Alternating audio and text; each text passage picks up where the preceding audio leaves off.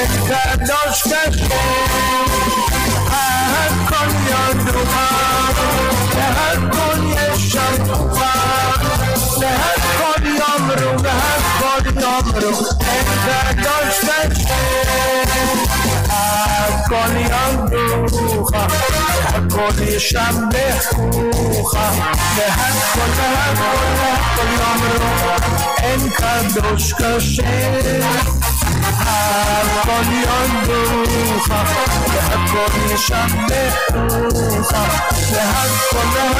והכל יאמרו, אין קדוש כשם.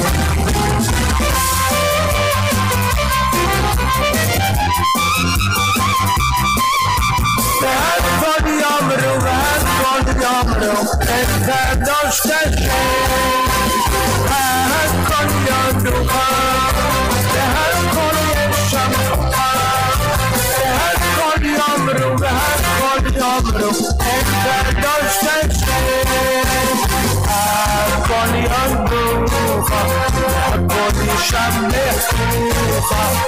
ישמעו, והכל יאמרו, אין קדוש כשם, הכל ידוע, והכל ישמעו, והכל יאמרו, אין קדוש.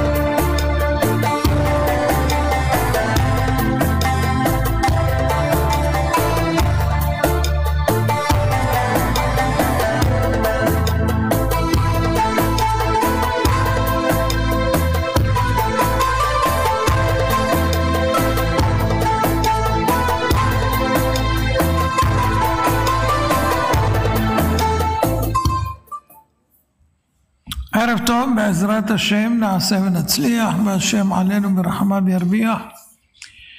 הערב יהיה לרפואה שלמה מהרה לרחל שולמית בת שרה גולדה, השם יעתיק את המחלה ממנה לקלאוס שווב, ימח שמו וזכרו, אמן.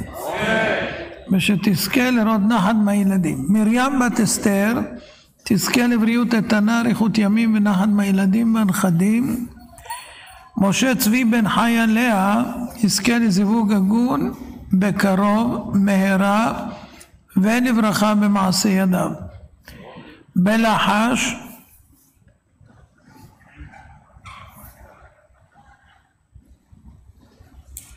אמן.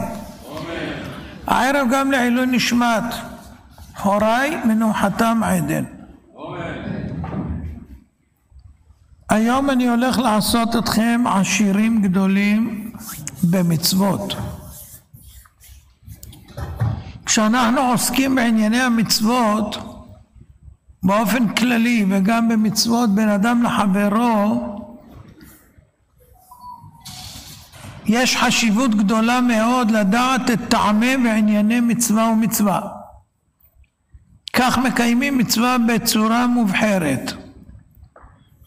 וצריך להיות בעיניים פקוחות על המעשים, לדעת באיזה מהם ניתן לקיים מצווה זו או אחרת. בכל מעשה כמעט שאנחנו עושים, בכל מעשה, אפשר שאדם יקיים מצוות ממש, מצוות דאורייתא ועוד רבנן. דבר ראשון שצריך להבין זה שלימוד ענייני המצוות מביא לאהבת השם יתברך, כמו שכותב הרמב"ם בספר המצוות, מצוות עשה ג'. והמצווה השלישית היא שציוונו לאהוב את השם מתעלה ולהתבונן ולהשכיל במצוותיו, במאמריו, בפעולותיו, עד שנשיגהו ונתענג בהשגתו תכלית התענוג. וזאת היא אהבה מחויבת. כשהשם אמר ואהבת את השם אלוקיך, מה הכוונה? אומר הרמב"ם, נתבונן, נשכיל במצוות, במאמרים, בפעולות, עד שנשיג את השם ונתענג בהשגתו תכלית התענוג. זו האהבה המחויבת. בלשון הספרי, בפרשת ואתחנן, פסקה למ"ג, לפי שנאמר, ואהבת את אדוני אלוהיך, איני יודע כיצד אוהבים את המקום. תלמוד לומר, והיו הדברים האלה אשר אנוכי מצווך היום על לבביך. תן דברים האלה על ליבך, שמתוך כך אתה מכיר את מי שאמר והיה עולם ומתדבק בדרכיו. אז לפי הספרי צריך ללמוד את המצוות, על ידם מכיר האדם את מי שאמר העולם ומתדבק בדרכיו.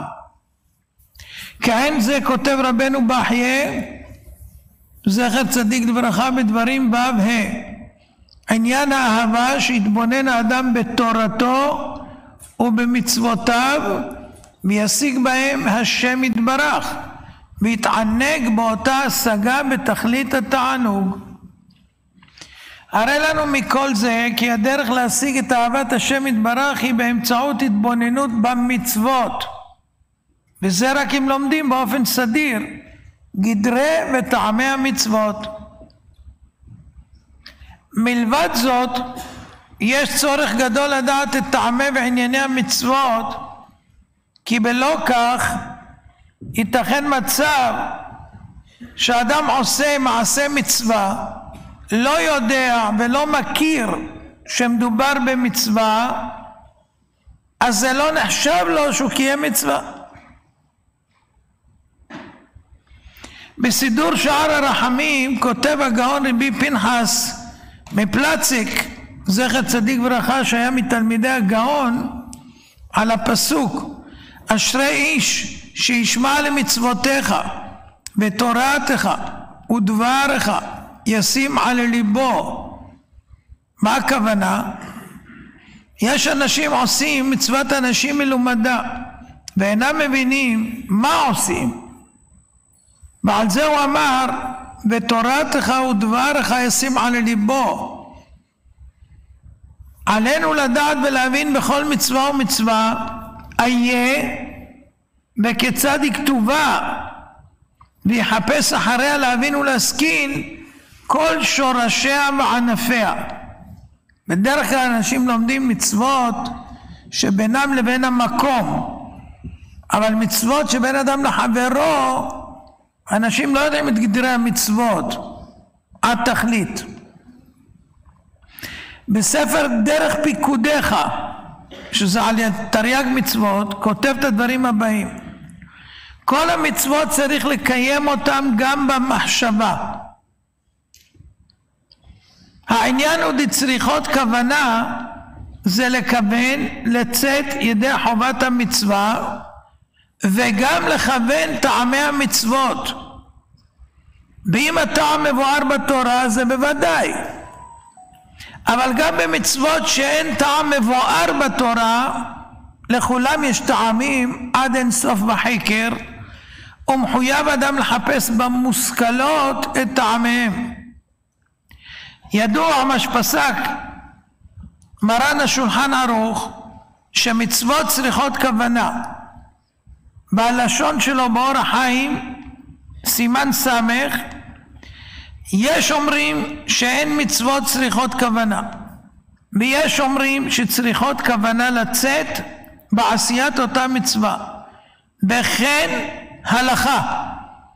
אז לפי מרן, אם אתה לא מכוון שאתה עושה מצווה, אתה לא עושה מצווה, וצריך לחזור עליה עוד פעם. אם היא מצריכה ברכה, אז כשאתה חוזר פעם שנייה לא מברך, אבל צריך לחזור עליה עוד פעם. במשנה ברורה, בסימן קטן ח' שם, כותב החפץ חיים, אם לא כיוון לצאת ידי חובתו בעשיית המצווה, לא יצא מן התורה וצריך לחזור ולעשותה. ועכשיו יתברר לכם כמה מצוות אנחנו בעצם לא עשינו. חשבנו שעשינו ולא עשינו. המשנה ברורה שם מלמד זכות על מי שאינו מכוון, אבל עושה את המעשה, ומהמעשה מוכח שהוא מתכוון לעשות מצווה. אבל מכל מקום הוא סיים, וכל זה לעניין בדיעבד. אבל לכתחילה ודאי צריך להיזהר לכוון קודם כל מצווה, לצאת ידי חובת המצווה. הרי אני מכוון לקיים מצוות כך וכך, הרי אני מכוון לקיים מצוות כך וכך, הרי אני מכוון לקיים מצוות דאורייתא של ברכת המזון, הרי אני מכוון, כל מצווה ומצווה צריך להתכוון. במה הוא מלמד זכות? אדם שנטל לו לאו ולא אמר כלום לפני כן, לא אמר שהוא מתכוון, לא אמר לשם ייחוד, לא אמר שום דבר, לקח לו לאו, נטל, הגביע. הוא אומר בדיעבד הוא יצא, כי מוכח שהוא לא לקח את זה לעייף יתושים, הוא לקח את זה בשביל המצווה. במצוות כאלה שמוכח בעשייתם שזה רק זה, כן. אבל אם בן אדם נגיד כותב מזוזה והגיע הזמן קריאת שמע והוא כותב שמע ישראל, והוא לא התכוון גם תוך אמירתו לצאת ידי חובת מצוות קריאת שמע, הוא לא יצא, אפילו שהוא קרא, אבל הוא לא התכוון. זאת אומרת, יש מצוות, כל המצוות צריכות כוונה, אבל יש מצוות שהוא מלמד זכות שהיא מוכח במפורש שהאדם עשה רק בשביל זה, כי אין שום סיבה אחרת, אז זה יחשב לו בדיעבד. אבל לכתחילה צריך את כל המצוות. החפץ חיים היה נוהג תמיד לעורר כמה חבל שמפסידים קיום מצוות רבות מן התורה מחמת חוסר כוונה. ואם היינו שמים לב לפעולות שאנחנו עושים ביום, אפשר להגיע למאות, אולי ל1,000 מצוות ביום. תכף נראה. על הדרך הזאת היה מעורר הגאון רבי בן ציון אבא שאול, זכר צדיק ברכה. אם היינו עורכים חשבון כמה ברכות נאמרות על ידי אדם במשך שנות חייו, מגיעים לכמה? 2.5 מיליון. אבל כשיבוא בן אדם לבית דין של מעלה אחרי 120 שנה, התברר לו שמכל הסך העצום נשארו לו רק 100 בודדות. והוא תיאר את זה בשפה ציורית. אדם עומד בבית דין, מגיעים קרונות ענקיים, מכינים מיליוני ברכות, מתחילים למיין ונותרו 100. למה? לא היו בכוונה ראויה, לא בשמחה, לא בדבקות, ובשביל אותן ברכות לא היה צריך בקרונות, מספיק היה כמה ניילונים. על אף שהדברים נאמרים בעניין כוונה בברכות, כמדומני שהם נכונים גם למצוות שאנו מקיימים, ובפרט מצוות דאורייתא, שהקיום שלהם בלי כוונה לא יוצאים ידי חובה, כמו שאמרנו על פי השולחן ערוך. די בזה לעורר אותנו שלא נאלץ להתבייש בעולם האמת, כשיעמידו אותם בכור המבחן, והיו יכולים להסתפק בשקיות ניילון. אם נתבונן ברוב חסדיו המרובים של הבורא יתברך, אפשר לראות שלעשות מצוות רבות ניתן, וזה רצונו יתברך. רצה הקדוש ברוך הוא לזכות את ישראל, לפיכך הרבה להם תורה ומצוות. ניגש יהודי לרבי שלמה זלמן אוירבך זכר צדיק ברכה ושאלה, אדרבה, אם השם רוצה לזכות אותנו שייתן רק כמה בודדות, נעשה אותם ונזכה.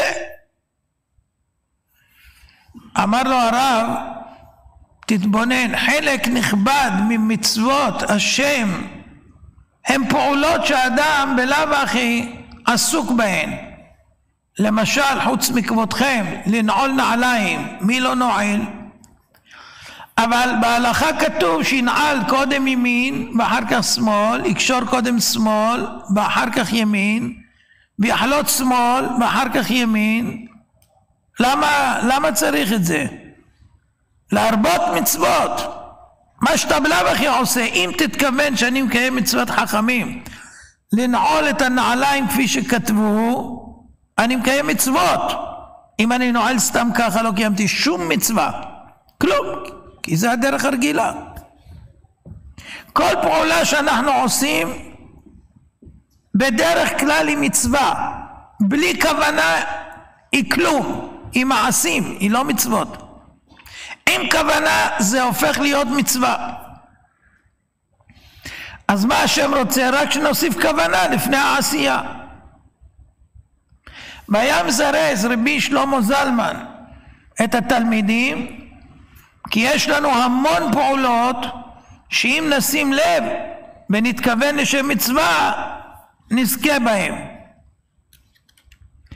דוגמה מהרב מבריסק זכר צדיק ברכה, אם מקדישים תשומת לב וכוונה ואפילו לדבר קטן, יכולים לזכות למצוות רבות. הרב מבריסק הגיע לווילנה בתחילת מלחמת העולם השנייה. שם הוא שהה בקרבתו של הגאון רבי חיים אויזר גרוז'ינסקי זכר צדיק ברכה. הגיע אדם חשוב לפגוש את הגאון רבי חיים, והגאון קם מפניו ונעמד לאות כבוד. כל מי שהיה נוכח גם כן קם. הרב מבריסק גם קם אבל באיחור, וכשישבו ישב באיחור. מישהו שאל אותו למה כבודו איחר בקימה ובישיבה, אז הוא אמר לו, אני אסביר לך. חכמים אמרו בדרך כלל שב ואל תעשה עדיף, אבל מצד שני מצווה עליי לעמוד, כבוד חכמים וכולי. אז הייתי צריך לחשוב מה המקור, איפה המצווה פה. ואז אמר הבורא יתברך שכך צריך לעשות, מפני שיבה תקום וכולי, או הדרת וכולי. ואז השם מצווה אותי לעמוד, ומתוך ההכרה הזאת אני עומד. אז הוא מקיים בזה מצווה. אחר כך ראיתי כולם יושבים, שב ואל תעשה עדיף. אבל רגע, כולם יושבים למה? אז אני בודק איפה בתורה, ואז אני עושה. אז אני מקיים מצווה. או מפני שיבה תקום, או את אדוני אלוהיך תירא. אז בפעולה פשוטה שאדם קם, הוא מקיים מצוות.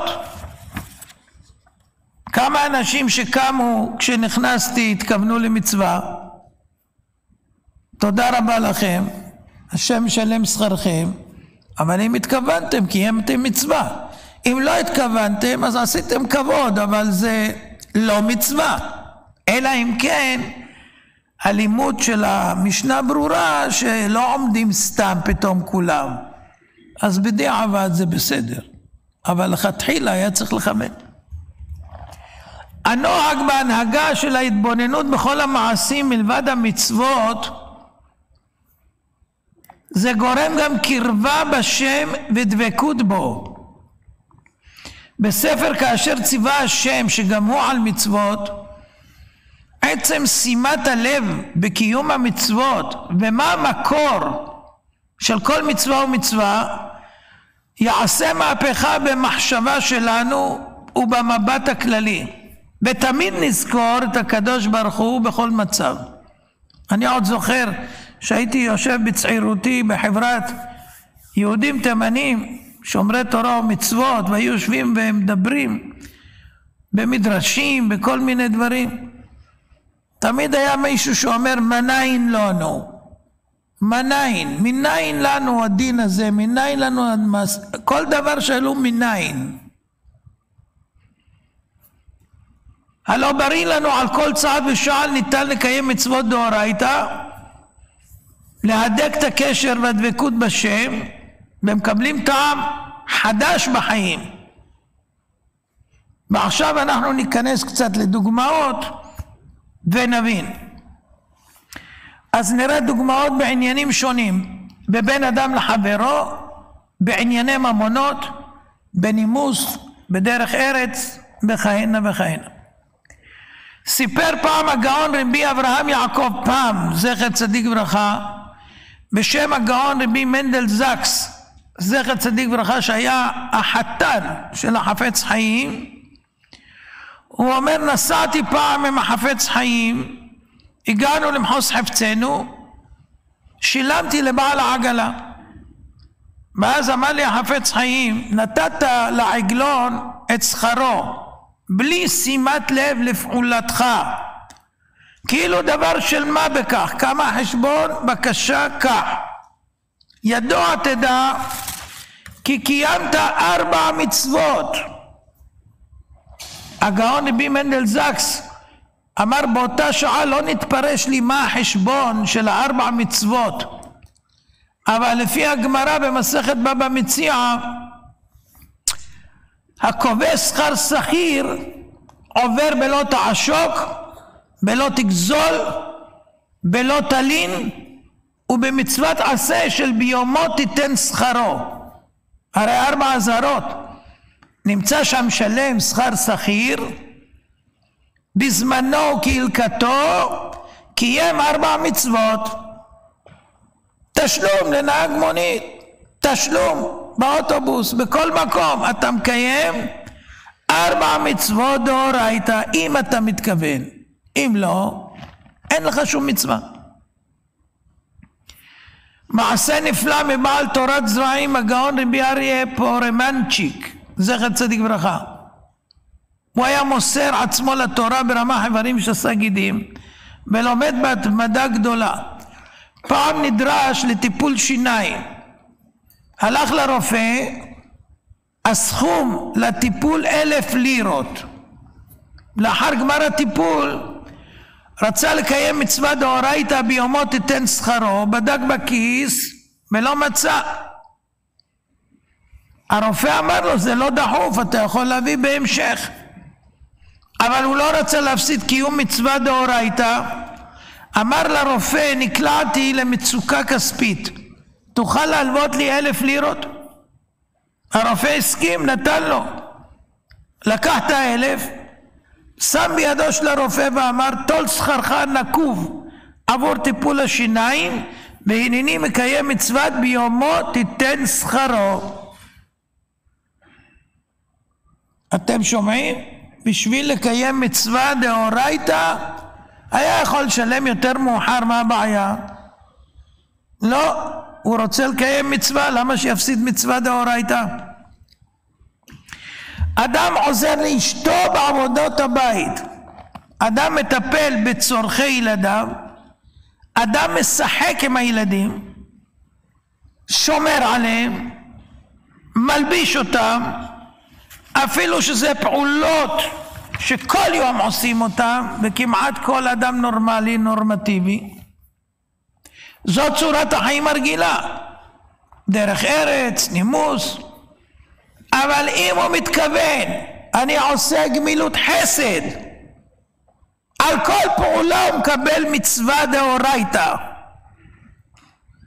להוריד את הזבל, מקיים מצוות דאורייתא, מצוות ואהבת לרעך כמוך, נושא בעולם חברו. אתם יודעים כמה מצוות, אם אתה יודע מה לכוון, כמה אתה מקבל מצוות על פעולות רגילות שאתה עושה? זה יגיע ל100, ויש כאלה יותר. הגאון רבי זיידל אפשטיין, זכר צדיק לברכה, נהג לומר, כשאבא יושב ומשחק עם הילדים, שלא יחשוב שהוא מחלה את הזמן, ישמח בקיום מצוות חסד, אפילו שמדובר בבניו. הגאון רבי שלום שבדרון, זכר צדיק לברכה, אומר, הלכתי פעם עם אחד מילדיי לרופא, בדרך פגשתי את הגאון רבי אייזיק שר, זכר צדיק לברכה. אחרי שאלת שלום התבונן וראה את הילדים והבין לאן פניי מועדות, ואמר לי, מדוע אתה הולך לרופא לצורך הבן החולה? ולא חיכה לתשובה והמשיך, אמר, מה ההבדל בינך לבין בהמה? גם היא דואגת למען בלדותיה, גם היא עושה מה שביכולתה. הרב שבדרון, אדם גדול בישראל, משווים אותו לבהמה? הוא לא יודע מה להשיב. עד שהוא חשב מה להשיב, אז אמר לו הרב אייזיק שר, באמת גם אתה וגם הבהמה דואגים לצאצאים, אבל יש הבדל גדול בינך לבין בהמה. היא דואגת בגלל אינסטינקט אמהי, אבל אדם בישראל כשהולך לרופא הוא צריך לדעת שהוא מקיים מצוות עשה של גמילות חסדים. אז אם אתה מתכוון, אתה אדם, אם לא, אתה בדיוק כמו בהמה, גם היא לא מתכוונת. מסופר על הגאון רבי דוד בהרן, זכר צדיק לברכה, שהבחין באשתו דולה מים מן הבאר וניכר שקשה עליה מסע, פנה לסייע לה ובהילוכו אמר, הנני מוכן ומזומן לקיים מצוות גמילות חסדים. אמרנו, אפשר להוסיף, ואהבת לרעך כמוך, אפשר להוסיף, נושא בעול עם חברו ועוד. ועל זה הדרך בפעולות רבות ומגוונות. אדם מברך את רעהו, בוקר טוב, יכוון לגמילות חסד. ערב טוב, גמילות חסד. מקשיב לידידו ששופך לפניו את ליבו, גמילות חסד. מעודד חברו השרוי בקושי, גמילות חסד. משיא לו עצה, גמילות חסד. שואל בשלום אשתו בטלפון, גמילות חסד. ואהבת לרעך כמוך. תראו כמה מצוות אפשר לעשות. נתתי שיעור לילדים ואמרתי להם, אני שואל אתכם משהו בוואטסאפ ואתם עונים לי, תתכוונו שאתם קיימים מצוות כיבוד אב ואם. אז הם עשו ציור שלי וכתוב, הרי אני מכוון לקיים מצוות כיבוד אב ואם, טרם ענותם שולחים את זה ואחר כך עונים לי. אז בזה מקיימים את המצווה ולא יכולים לשכוח, אי אפשר לשכוח. נפלא, אתם יכולים לעשות את זה גם ביניכם. הרי אני מכוון למצוות גמילות חסדים, או נושא בעול, תכינו לכם כמה כאלה, וכל פעם לפני שאתם עונים למישהו, תשלחו את זה, ואחרי זה תענו לו. תקיימו מצוות בכל רגע. אז אם כן, כל דבר שאנחנו עושים אפילו באופן רגיל, זה יכול להפוך להיות מצווה דאורייתא. אדם שלוקח טרמפ, הוא לא מקיים גמילות חסדים, אבל שיתכוון. אדם שמחזיר את הספרים למקום בלימוד, זה גמילות חסדים. אדם שלא לקח ספר מהספרייה, אבל ראה שהניחו והשאירו, והחזיר, הוא מקיים מצוות גמילות חסדים. אדם משאיל כלים באופן טבעי, כן, בבקשה, מה אתה צריך?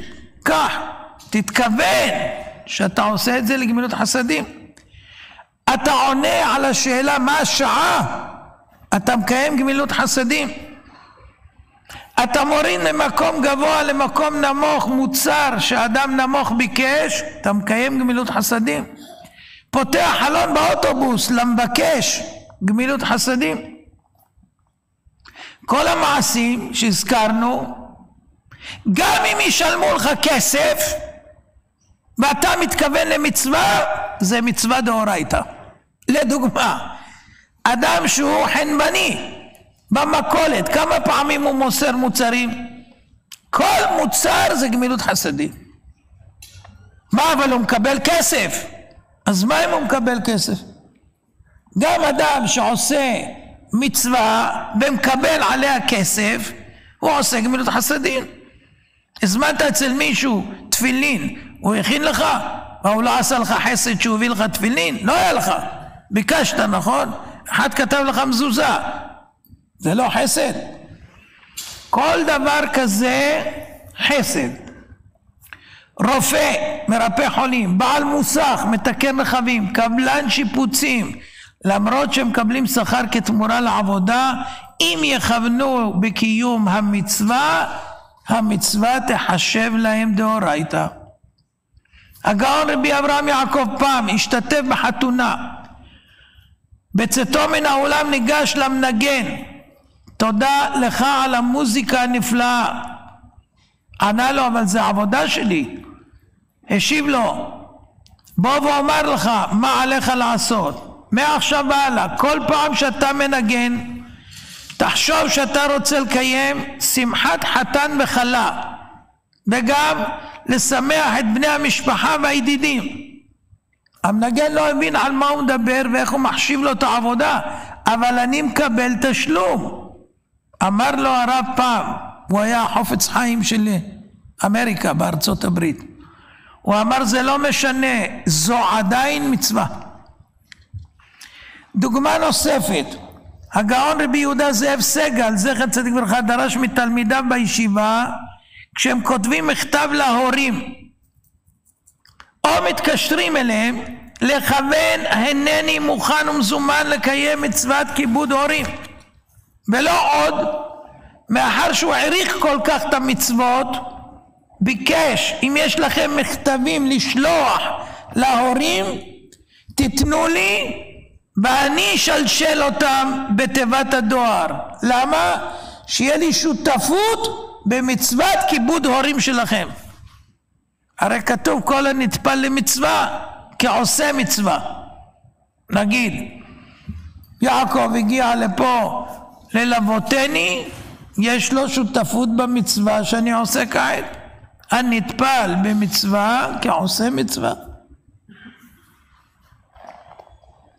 עכשיו נעמוד על סוג אחר של מעשים, ולא יאומן כי יסופר, יש לנו מקורות, אבל אף אחד לא עושה את זה.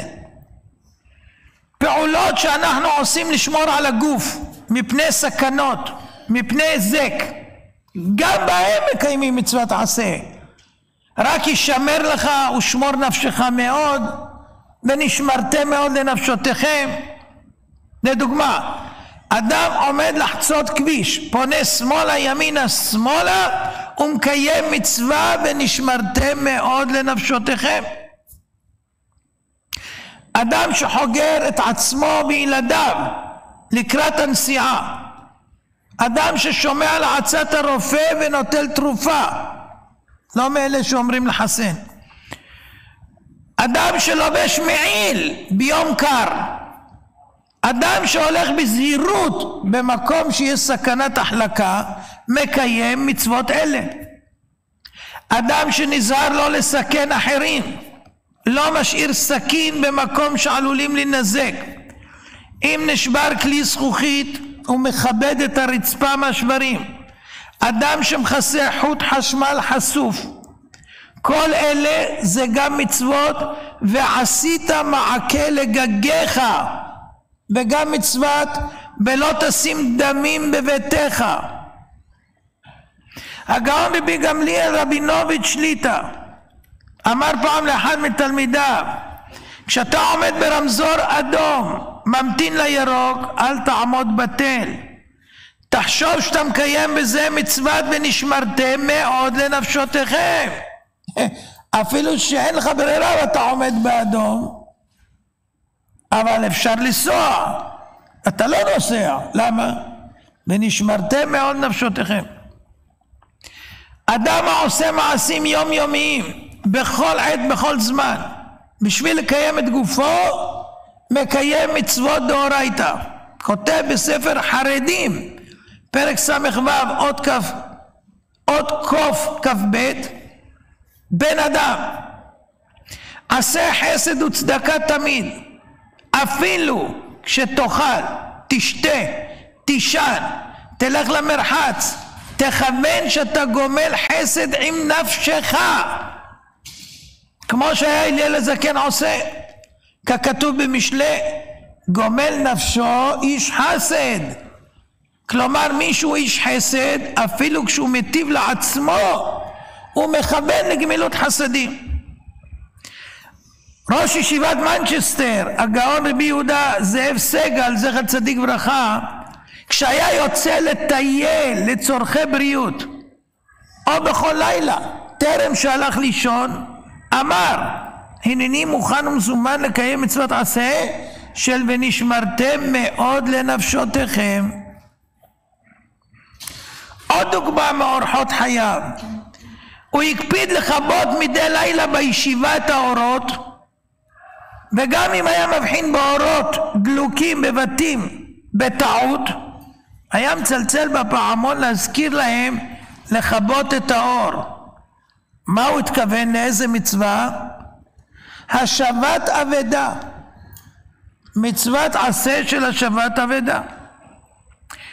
אז עד עכשיו אמרנו מה החשיבות של הכוונה בעת עשיית מעשים שונים ואיך אנחנו נהפוך אותם למצוות דאורייתא. אבל צריך עוד הקדמה, צריך להכיר את המצוות השונות על פרטיהן ודקדוקיהן, וכך נוכל לדמות מילתא למילתא, דבר לדבר, ולהבין אם המעשה נחשב לענף ממצווה זו או אחרת. עכשיו נייחד את הדברים לחשיבות המיוחדת של כל מערכת המצוות בין אדם לחברו, וכך ניתן את ליבנו להכיר, לדעת כל מצווה באופן פרטי על ענפיה ודקדוקיה. בספר ליקוטי עץ החיים כתב משפט נוקב ונורא. הגאון מווילנה זכר צדיק ברכה אמר שעיקר העמל של האדם צריך להיות על עבירות שבין אדם לחברו בכל הדקדוקים. ומרן החזון איש זכר צדיק ברכה, שאלו אותו מה הדרגה העליונה שאדם מסוגל להגיע בעולם הזה? אמר לעבור את 70 שנה מבלי לפגוע בבן אדם. הרב שלמה זלמן אוירבך בפטירת הרבנית, אז הוא עמד לפני המיטה ואמר שהוא לא מבקש ממנה מחילה, כי מעולם הוא לא חטא לה. מפורסמת אמרתו של הגאון רבי חיים מוולוז'ין זכר צדיק ברכה לבנו יצלה, וכך היה דברו: כל האדם לא לעצמו נברא, רק להועיל לאחרינה ככל אשר ימצא בכוחו לעשות. אף אחד פה לא נברא בשביל עצמו, אגואיסט, אנוכי, אלא לצורך אחרים. תראו, כל מצוות התורה אין שום מצווה שהיא לצורך אני, כל המצוות לצורך אחרים. נתון תיתן, פתוח תפתח, ענק תעניק, מצוות פאה, שכחה, לקט, צדקה, גמילות חסדים, כל המצוות זה לעשות עם אחרים. כך היה אומר רבי חיים מוולוז'ין לבן שלו, כל הזמן תזכור, כל האדם לא לעצמו נברא, רק להועיל לאחרינה ככל אשר ימצא בכוחו לעשות. חכמים זיכרונם לברכה ממחישים את גודל חשיבות המצוות בין אדם לחברו, וכך מובא בתנא דבי אליהו סוף פרק כ"ח. כך אמר להם הקדוש ברוך הוא לישראל: בניי אהוביי, כלום חיסרתי דבר שאבקש מכם. ומה אני מבקש מכם? אלא שתהיו אוהבים זה את זה. מה הקדוש ברוך הוא מבקש מאיתנו? שתשרה אהבה, אחווה, שלום ורעות. ועכשיו ביאור נפלא, מדהים, איציק יאהב אותו. למה נמשלו ישראל לכוכבים? רעיון נפלא מהגאון רבי לייב בקשט, זכר צדיק ברכה. הכוכבים אין להם אור עצמי, כל האור מן השמש.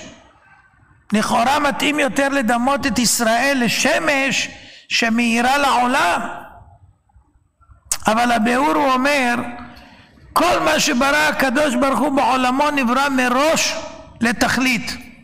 השמש להאיר ביום, לחמם את העולם, להבשיל את הפירות, להלבין את הכבשים, זו המטרה. ועוד הלבנה מאירת הלילה ומועילה לגידול הירקות וכו'. אבל הכוכבים הם לא נבראו בתחילת הבריאה לתכלית מסוימת. כל הבריאה שלהם והתפקיד שלהם בצבא השמיים זה מחמת שהקדוש ברוך הוא מיעט את הלבנה, וכדי להפיס את דעתה נתן לה את הכוכבים. זאת אומרת, היא טענה אין שני מלכים משתמשים בכתר אחד. השם אמר לה, צודקת, מעטי עצמך.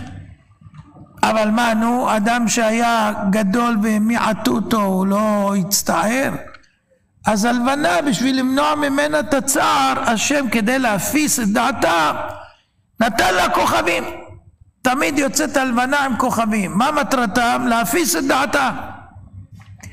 זה מה שהתכוונו חכמים שאמר שהמשילה אותנו התורה והקדוש ברוך הוא לכוכבים. למה? שכל המציאות שלנו זה לפייס את האחרים, דהיינו לדאוג לזולת ולהפיס את דעתו ולהיות לו לעזר. וזה ביאור נפלא. בלב הרבים מושרשת טעות גדולה, שחושבים שקיום המצוות בין אדם למקום חשוב ונכבד יותר ממצוות בין אדם לחברו, ונותנים עדיפות למצוות בין אדם למקום. אבל צריך לדעת לא כך. חשיבות המצוות בין אדם לחברו לא נופלת במאומה מהמצוות בין אדם למקום. בתנא דבי אליהו רבה פרק כ"ה כתוב, כל אחד ואחד מישראל חייב לומר מתי יגיעו מעשיי למעשה אבותיי אברהם יצחק ויעקב. שלא קנו אבות העולם את העולם הזה והעולם הבא אלא בשביל מעשיהם הטובים בתלמוד תורה. אז תנא דבי אליהו אומר, למה זכו אבות הקדושים? בגלל מעשיהם הטובים בתלמוד תורה. הגאון רבי נתן צבי פינקל זכר צדיק ברכה דייק מדברי חכמים שהתביעה עלינו מתי יגיעו מעשינו למעשה אבותינו זה על המעשים בכל המישורים, שהרי אמרו על האבות מעשיהם הטובים בתלמוד תורה. אז עלינו לדאוג שתהיה אחדות בין התחומים, גם בין אדם למקום, גם בין אדם לחברו. וזה מה שאדם צריך לשאוף, כי גם לא יצויר שאדם יצליח להגיע לדרגת האבות באחד משני העניינים, רק באחד משני העניינים לא קיים חובתו כלל, והוא רחוק מהם מאוד, כי אין מהלכים נפרדים אלא שניהם שלמות אחת.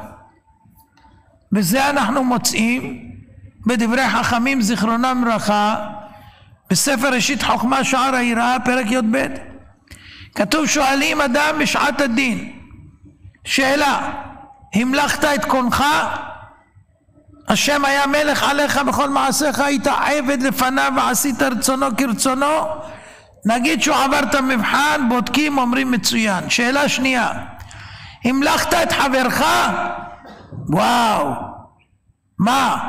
הקדוש ברוך הוא וחברי שקולים ששואלים אם המלכתי? אותו לשון, המלכתי את חברי. התייחסת לחבר שלך כמו מלך? הרי לנו שאין הפרדה בין מצוות בין אדם למקום לבין אדם לחברו. המקור לזה חכמים זיכרונם לברכה. החפץ חיים, זכר צדיק ברכה, היה אומר, משל למה הדבר דומה? אדם הנתמך בשתי רגליו, איזו מן שתחסר לו, הוא יחשב בעל מום. אדם מהלך היום עם שתי רגליים, אבל אם חסרה לו אחת, ודאי שהוא בעל מום.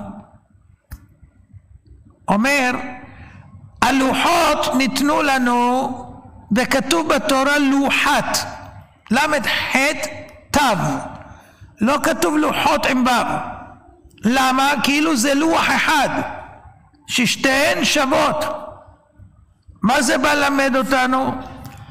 בצד הימני 5 הדיברות בין אדם למקום, בצד השמאלי בין אדם לחברו. באו חכמים להדגיש, אל תחשוב שיש הבדל ביניהם. ענייני בין אדם למקום גדולים מענייני בין אדם לחברו, לא כך.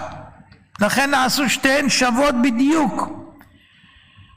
כשם שהאדם נחשב איש בין אנשים כשהוא שלם באיבריו, ואם חסר לו בגופו חלק הוא חסר, כך גם בענייני הנפש.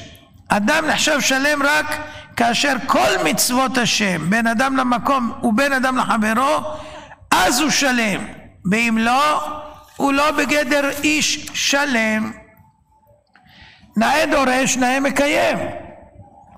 החפץ חיים החשיב את המצוות בין אדם לחברו כמצוות בין אדם למקום, וקיים את כולן ברצינות ובשמחה, אותו רצון ואותו כוח.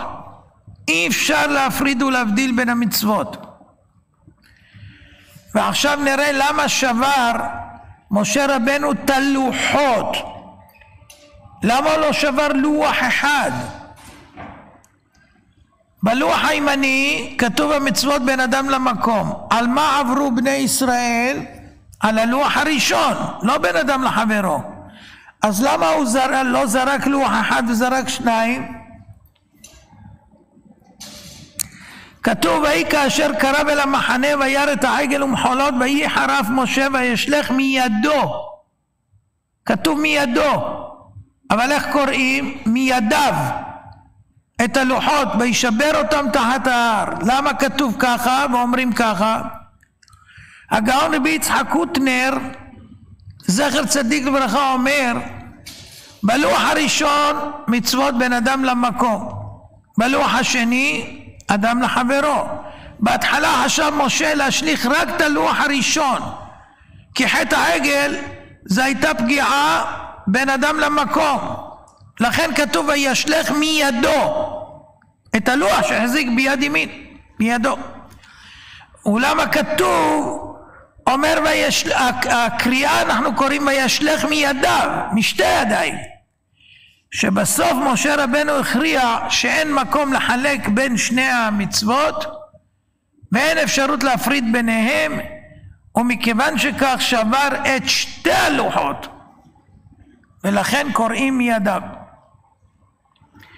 עוד יסוד לדבר וראיה נוספת, חכמים זיכרונם ברכה בירושלמי מסכת נדרים פרק ט' הלכה ד', ואהבת לרעך כמוך זה כלל גדול בתורה, ומפורסם המעשה המופיע במסכת שבת דף ל"א על הגר שבא להלל הזקן ואמר למדני כל התורה כשאני עומד על רגל אחת, והוא לימד אותו את הפסוק ואהבת לרעך כמוך אני אדוני, והפירוש דעלך סני לחברך לא תעבד, ואידך פירוש הוא זיל גמור.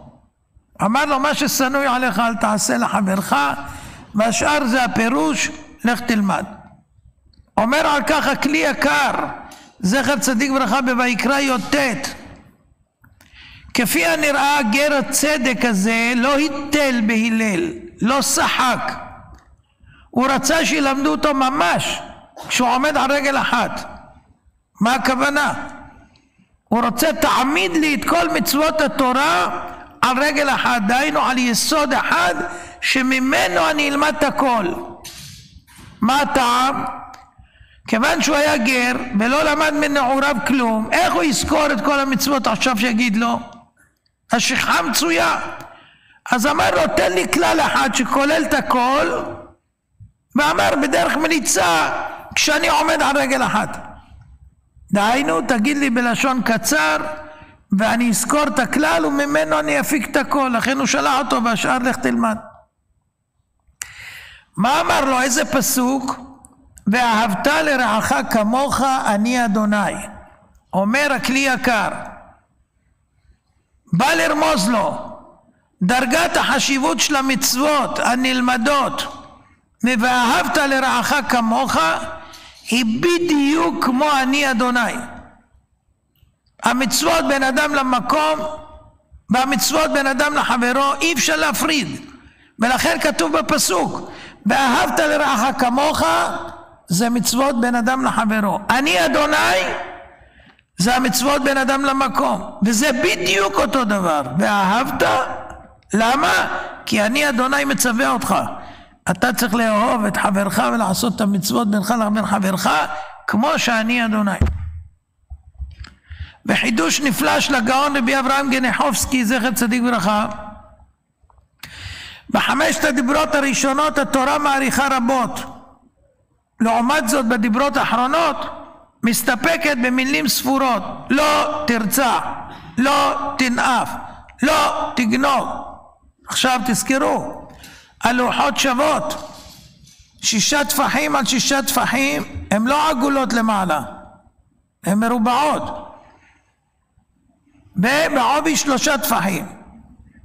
אז צד ימין שווה לצד שמאל. עכשיו הם כותבים אנוכי השם אלוקיך אשר הוצאתיך מארץ מצרים מבית עבדים, ואחר כך לא יהיה לך אלוהים אחר מעל פניי וכולי, לא תישא את שם השם. זה תופס הרבה מקום, הרבה מילים.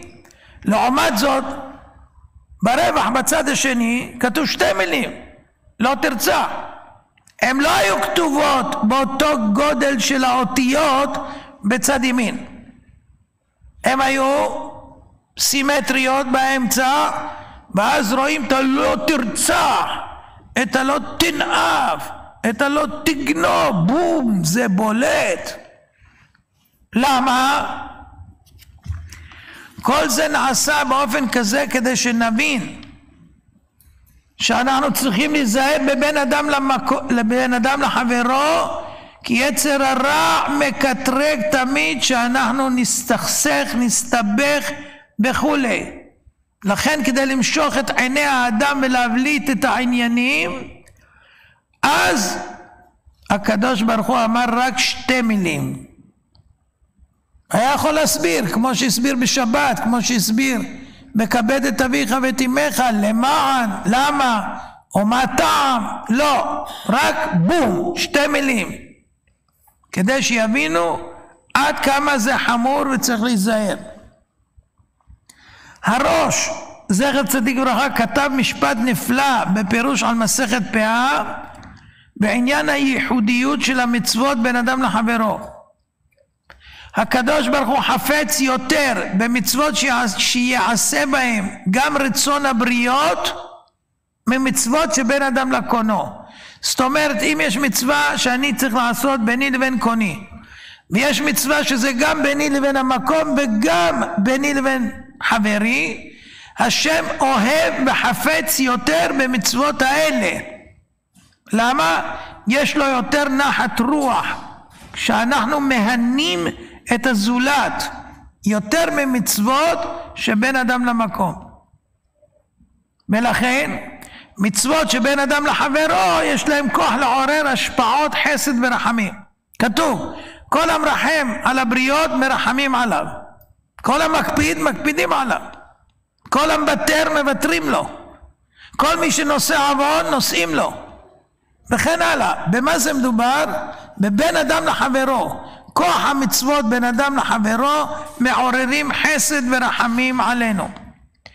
מסופר במדרש רבה בראשית פרק ל"ג, בני אותו דור נזקקו לירידת גשמים בשנת בצורת. באו לרבי תנחומא לבקש עצה מה לעשות. אמר להם תגמלו חסד אחד עם השני והקדוש ברוך הוא יגמול עמכם חסד. יצאו וראו אדם אחד נכנס לבית גרושתו. סיפרו את זה לרבי תנחומא, קרא לו להוכיח אותו שעבר על איסור בכניסה לביתה של הגרושה. הסביר לו הלה, מאחר וגרושתי במצב דחוק מאוד, נכנסתי כדי לתת לה כסף ומזון. ואז פנה רבי תנחום על הקדוש ברוך הוא, ריבון כל העולמים, ומה זה שריחם על גרושתו אפילו שאינו חייב לה? אתה שכתוב בך חנון ורחום, ואנו בני ידידיך בני אברהם יצחק ויעקב, על אחת כמה וכמה שתרחם עלינו. ומיד ירדו גשמים. לומדים מכאן, אומר המשגיח רבי שלמה וולבה זכר צדיק ברכה, כמה גדול כוחו של חסד שעושה אדם עם רעהו, ומעורר השפעה של חסד משמיים. לכן כשעם ישראל שרויים במצב קשה כמו עכשיו, מוטלת עלינו חובה מיוחדת להיות זהירים במצוות האלה ולזכות בעזרת השם לשפע של חסד. ונתבהר לנו עד כה מהי החשיבות בידיעת והכרת ענייני המצוות בכלל, ומצוות שבין אדם לחברו בפרט, ועל ידי לימוד הדברים בפרטים ובדקדוקים נוכל לקיים מאות מצוות כל יום, המעשים הפשוטים שאנחנו בלאו הכי עושים, ולא נחשד בהמות אלא אדם. בדגש יש לשים על מצוות אלו כלשון הגאון, עיקר העמל של האדם צריך להיות על עבירות שבין אדם לחברו. והקדוש ברוך הוא יעזור לנו שנתבונן ונתעורר בזה, נתחזק ונעשה נחת רוח לפניו, נזכה לקיים מצוות בין אדם לחברו כמצוות בין אדם למקום. אמן ואמן.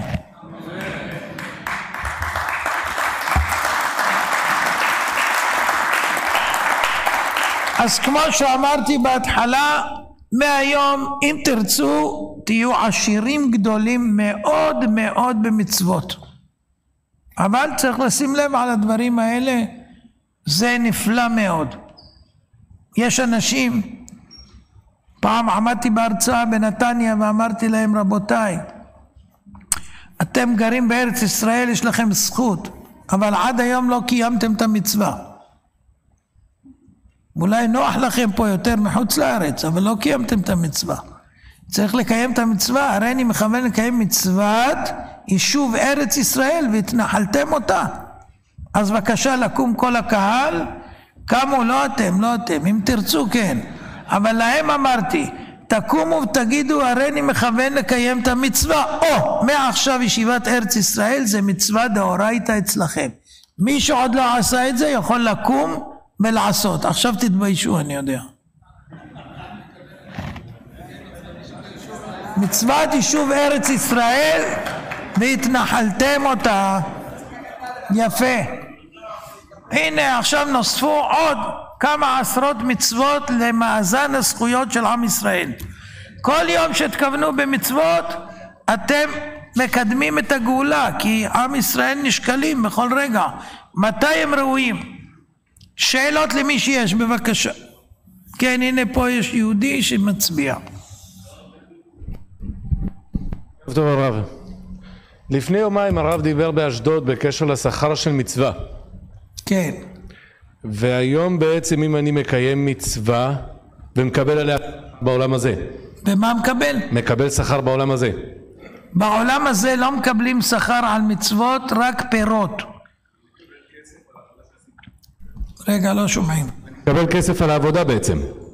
אמרנו כבר, גם אם תקבל כסף, 100 מיליון דולר, ועשית מצווה בעצם הפעולה שקיבלת עליה שכר, התכוונת למצווה, אתה מקבל גם את $1,000,000 וגם מצווה. מה מסובך? כן. לא שומעים. חושב אתמול. תחליפו לו את המיקרופון. כנגד החישוב שהיה אתמול בעצם. איזה חישוב? שמה? שאתה מקבל, לא, זה שאתה מקבל לעולם הבא, מה שהסברתי באשדוד. אתה לא מפסיד שום דבר. כל מה שמגיע לך על כל מצווה ולו הקטנה ביותר, לא רק מצווה, כל מעשה שאתה עושה שנחשב בשמיים כמעשה טוב, מגיע לך שכר. אמרנו דוגמאות, נבוכדנצר פסע 3 פסיעות, הוא היה רשע גמור, והוא קיבל שליטה על כל העולם. אמרנו עוד דוגמאות, שכר לרשעים משלמים פה, גדול אפילו, הנה, כמו שליטה על כל העולם. שכר על מצווה, לא שעושה רשע, שעושה אדם שהוא ירא שמיים, הוא מקבל רק בעולם הבא, ואם מגיע לו פירות, הוא יקבל פירות. דהיינו דיבידנדים. זה לא על חשבון הקרן. הקרן קיימת לעולם הבא מלא, והיא פי כמה יותר מהשכר שניתן לשלם לרשעים בעולם הזה. וזה מה שאמרנו, שיפה שעה אחת של קורת רוח בעולם הבא מכל חיי העולם הזה. Thank you. כן, שאלה פה, שורה ראשונה.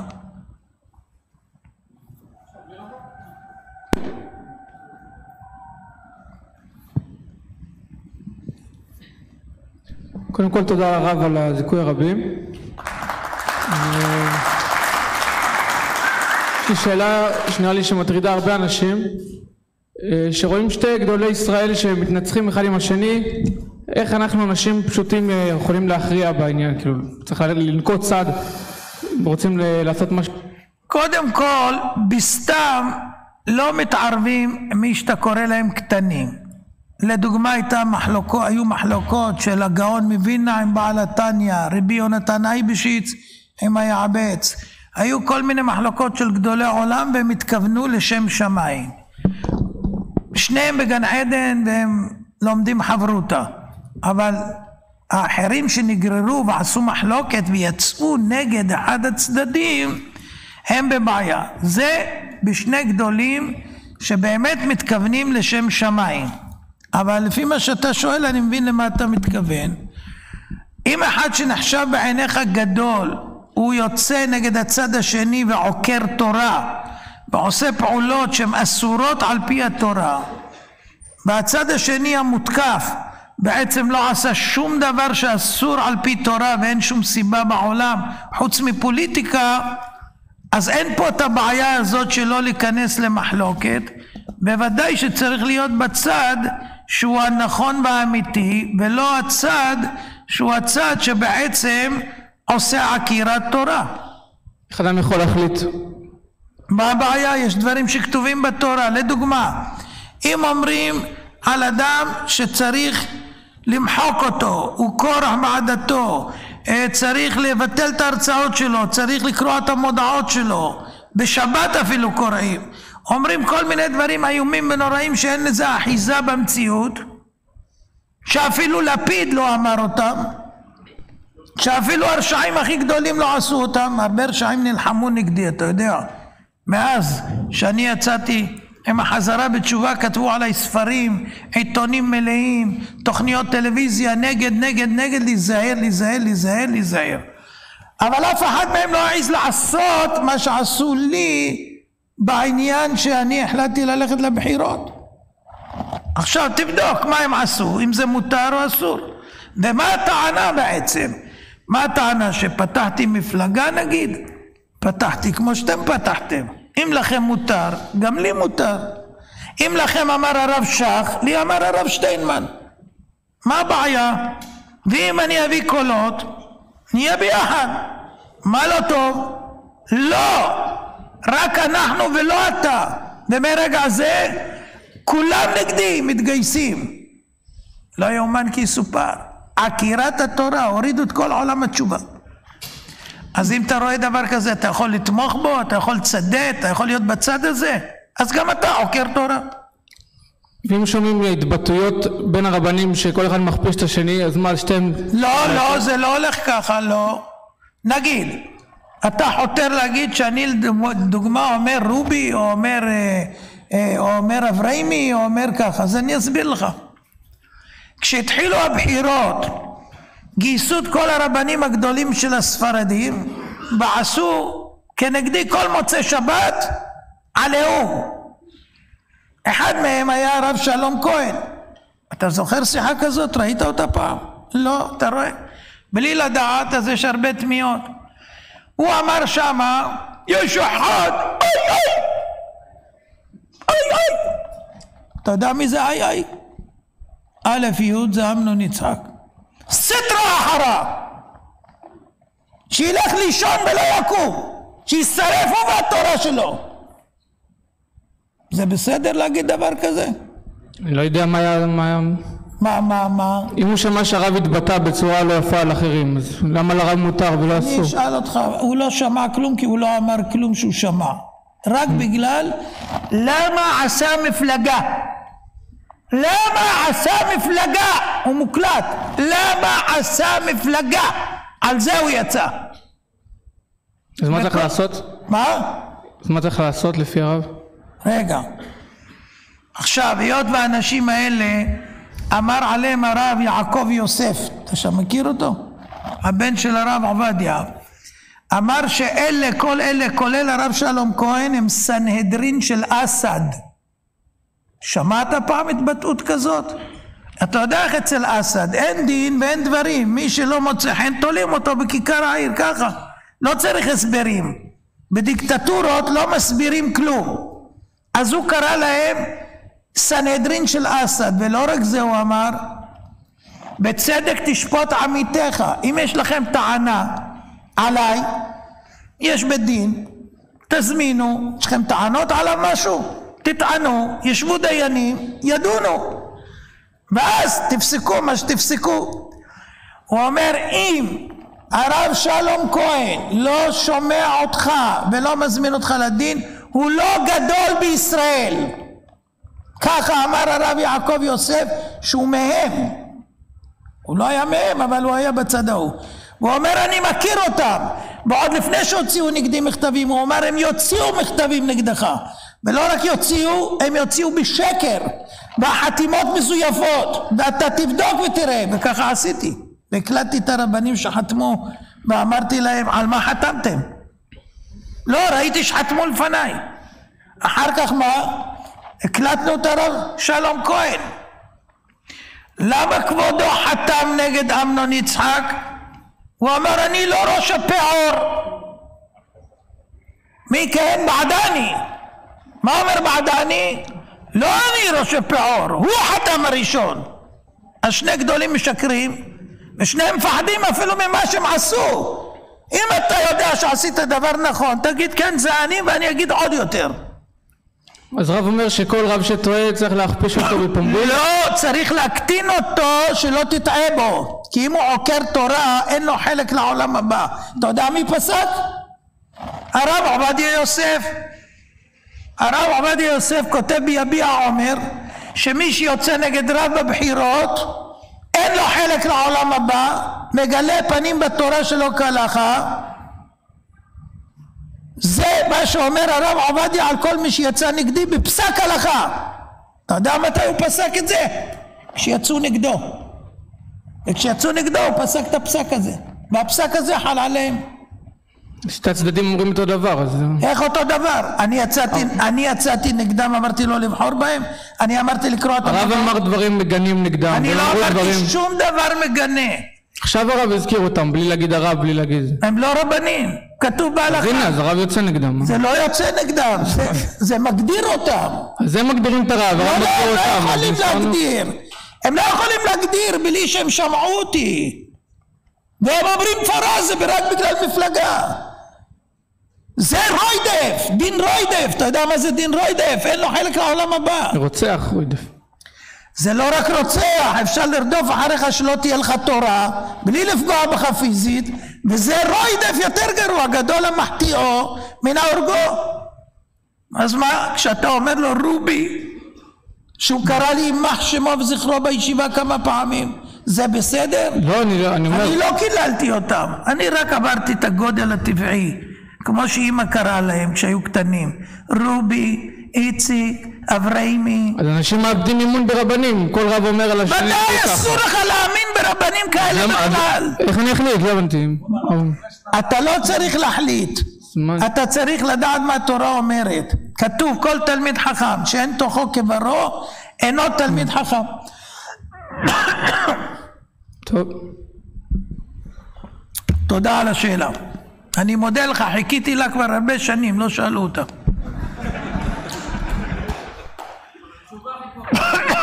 כן, שאלה נוספת. תן שם לבחור, כן, עם הכיפה הלבנה.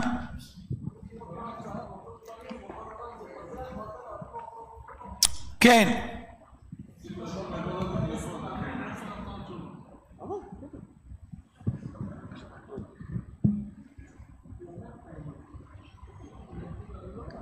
ערב טוב כבוד הרב. ערב טוב. אני באתי לפה היום סיבה קצת שונה, אני אגיד לך את האמת. אני גדלתי בבית דתי מסורתי. הכל היה טוב ויפה עד שפתאום באיזשהו קאט בחיים, בוא נגיד אכלתי סתירה, הפסקתי לשים כיפה, להניח תפילין, ללכת לבית כנסת, להפסיק להאמין, בוא נגיד ככה. עכשיו אני בזמן האחרון, אני לא אשקר, אני מרגיש את עצמי חוזר לזה, ואני רואה הרבה שיעורים שלך ואני אוהב את זה, זה מבעיר בי אש. עכשיו אני רוצה לדעת מה החסימה הזאת שגורמת לי לא להאמין. אני מניח עדיין תפילין, אני חזרתי ויש לי חסימה, אני לא... אין לך שום חסימה, אתה מאמין. יצר הרע לא רוצה שאתה תחשוב שאתה מאמין. אם חלילה יקרה לך משהו קשה ולא יהיה עזרה ותהיה לבד מוטל באיזשהו מקום, פתאום תזכר שאתה מאמין ותקרא לו, אתה מאמין. אבל הוא קיבל לך את האמונה כביכול בשביל להתיר לך לעשות את כל מה שהוא רוצה, שתעשה את כל העבירות.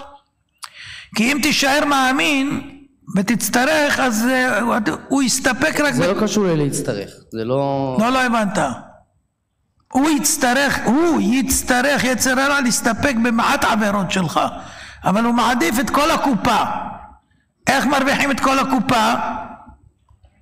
אומרים לך שאתה לא מאמין, ואז אתה מוחק כאילו את הקדוש ברוך הוא, לא עושה חשבון כלפי שמיא, ממילא אתה יכול לעשות הכל בכל מכל כל, ועכשיו הוא הרוויח בגדול. אבל אם היה משאיר אותך עם האמונה, אז היית חושש משבת אולי, היית חושש מיום כיפור אולי, היית חושש אולי מחזיר, היית חושש מכמה דברים, הוא היה מפסיד. הכי טוב להגיד לך שאתה לא מאמין, אתה תפנים את זה, והוא ירוויח ממך את הכל. אבל אתה רואה שאתה מאמין, כי אתה אומר שבוערת בך עכשיו האמונה והאש משמיעת דברי תורה. אז היא לא כבתה, היא רק נתעממה. ועכשיו ברוך השם אתה מתחיל להידלק מחדש, כי גחלת, אפילו שהיא נראית עמומה, אפשר להלהיב אותה עם הדיבורים, וככה אתה זוכה לחזור בתשובה. אתה רוצה ללכת על זה? אני מאוד רוצה. אז בוא, יש לי ציצית, בוא, מה טוב. בוא. מה? רגע, סליחה. כיפה אני אביא לך, כי ציציות לא הביאו משום מה. כיפה יש לי. שלי אבל. בוא.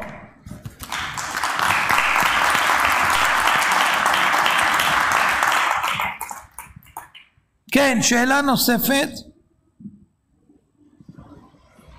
כן, הנה בחור פה.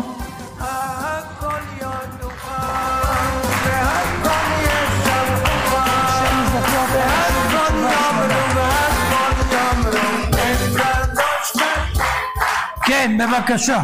יישר כוח לרב. זוכים באמת לראות אחד מגדולי מחזירי בתשובה בדור הזה. זכות שעמדנו, קיוונו, ואנחנו עומדים לאחד מגדולי ישראל כפשוטו. אני רוצה לשאול, כל יום שומעים פיגועים, צרות, אסונות, והלב לא יכול להכיל את זה. מה אומרים? יהיה טוב, מסכנים, וכאילו מרגישים שהכל עובר, וזה מאוד קשה לראות את זה, איך עם ישראל ככה סובל. מה יהיה? כאילו מתי יבוא גאולה, משיח? מה עושים? מתי שאנחנו נזעק ונרצה באמת שהוא יבוא ונשפר את מעשינו. היום אם בקולו תשמעו, אם היינו עושים תשובה, מבינים שהצרות רק מתגברות, וזה כתוב שיהיה כנחל המתגבר, אז אם אנחנו נעשה ונהיה רציניים, אז זה לא יבוא אל ביתנו כמו שאומרים, וזה יתרחק מאיתנו. אבל אם לא, אז לא יעזור. ודבר נוסף, אם מתגרים באומות העולם ללא צורך, אז גם כן זה מביא עלינו צרות. אפשר לעשות את הדברים בלי להתריס, בלי להגיד בום, תעשה בשקט וזה יעבור. אבל תעשה עם התרסה, אין להם מה לאבד. האויבים שלנו הבטיחו להם, אתה מבין, הרבה הבטחות למעלה, והם מוכנים להיות שהידים אפילו בגיל 13. אז את אומרת, אין להם בעיה בכלל למות. אתה מתמודד עם פצצות, אתה לא מתמודד עם אנשים. אז אם אתה מגרה אותם, אתה נותן להם עוד סיבה, ובטיקטוק הם מפיצים, והם משגעים את הנוער, והנה אתה רואה, מוציאים אותם לרחובות. איך תשתלט? סתום את הפה, תעשה את הפעולות, בלי להתרברב.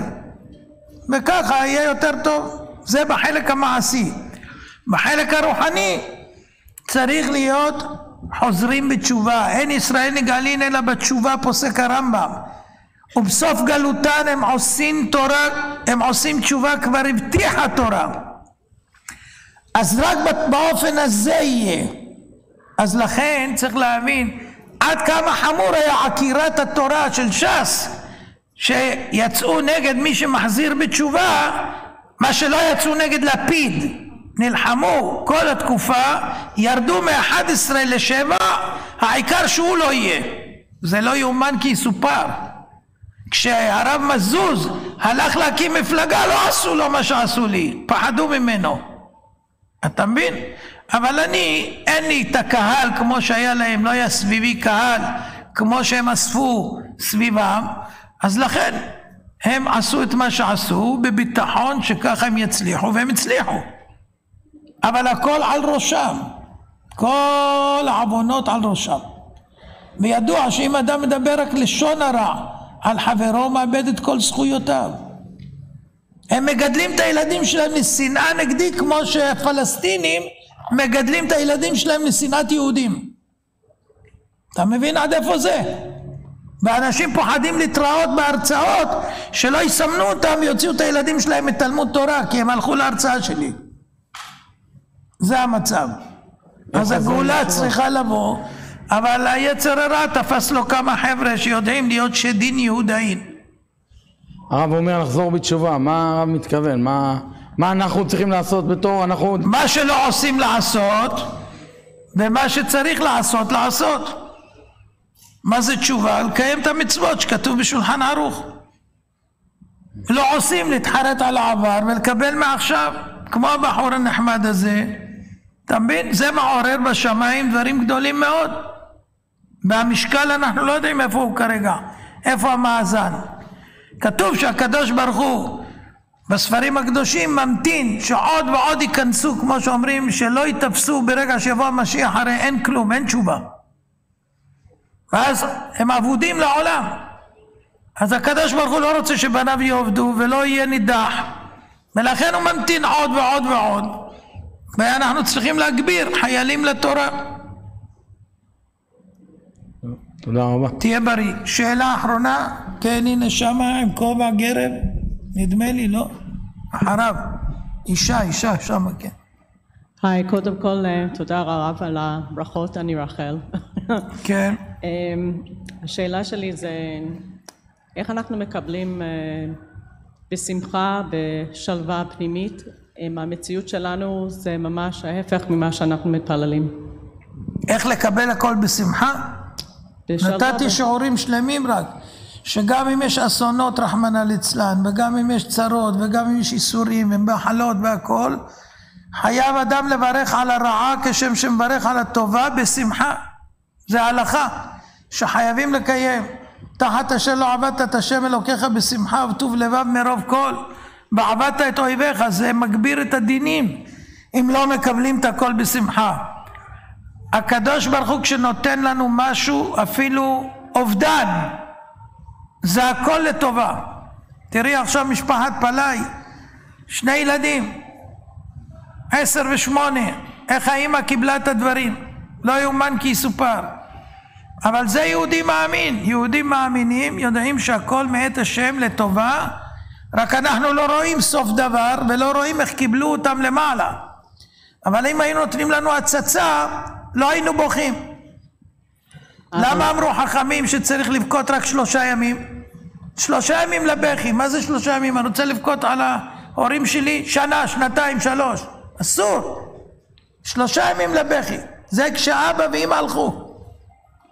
כן. אני פשוט חושבת על ההפך. הילדים האלו היו קורבנות, הם היו תמימים. לא משנה מה הם היו, אני אומר איך האמא קיבלה. כן, אני יודעת. בסדר, אז מה זה משנה? מה, ואם יהיה קורבן, מי יהיה? לא, אני שואלת על ילדים שלא הולכים. אני שואל אותך, יבואו עכשיו לאיזה אמא ויגידו לה, בואי, מחפשים קורבן, את מוכנה להביא? אף אחד לא ייתן. מה זה, קורבן למולך? אם אין ברירה וקרה, בסדר, את יכולה להגיד מה שאת רוצה, קורבן, לא קורבן, קורבן ציבור, איך שתרצי. אבל עצם איך מקבל ההורה, איך מקבלים את זה, זה העניין. אז לכן מי שרוצה יכול לחיות בשלווה. איזה שלווה? לא שלווה שהוא רואה שכולם חוגגים ועושים עבירות. הפוך, הוא צריך לצאת החוצה, לרוץ, לדבר, לשכנע, להוכיח וכולי.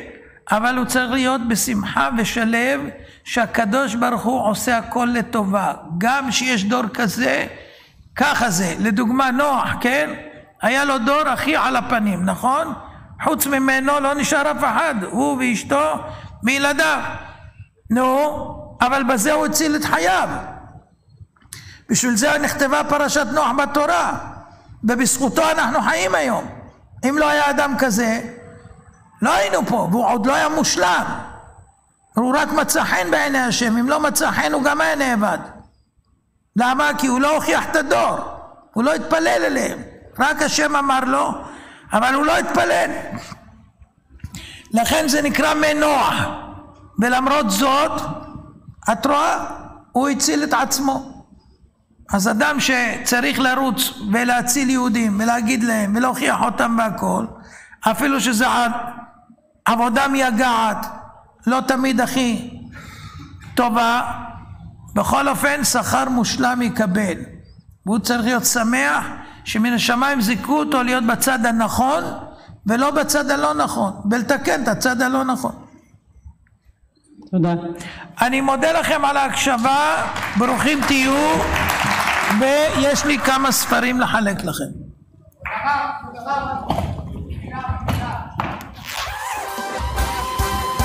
ישבחוך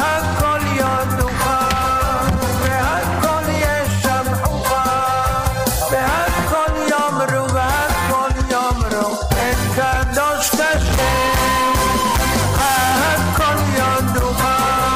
קדוש כשם.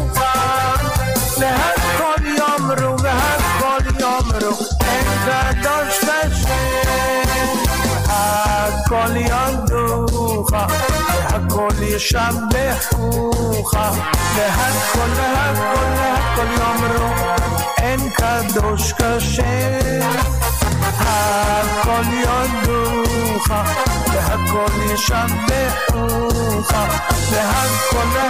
והכל יאמרו אין קדוש כשם.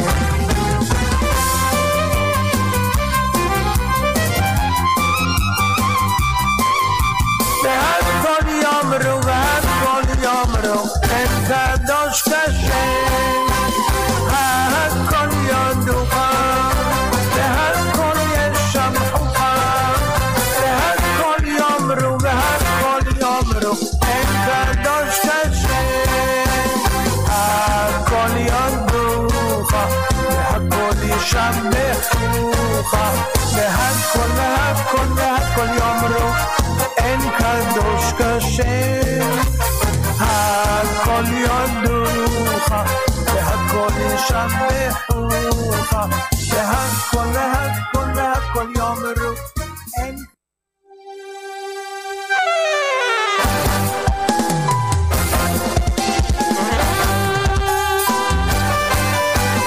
ישמחו במלכותך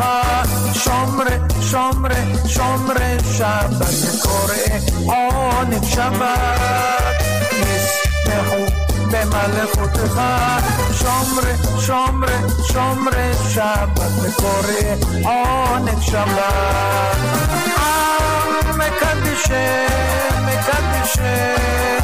מקדש שמי שבת, מקדש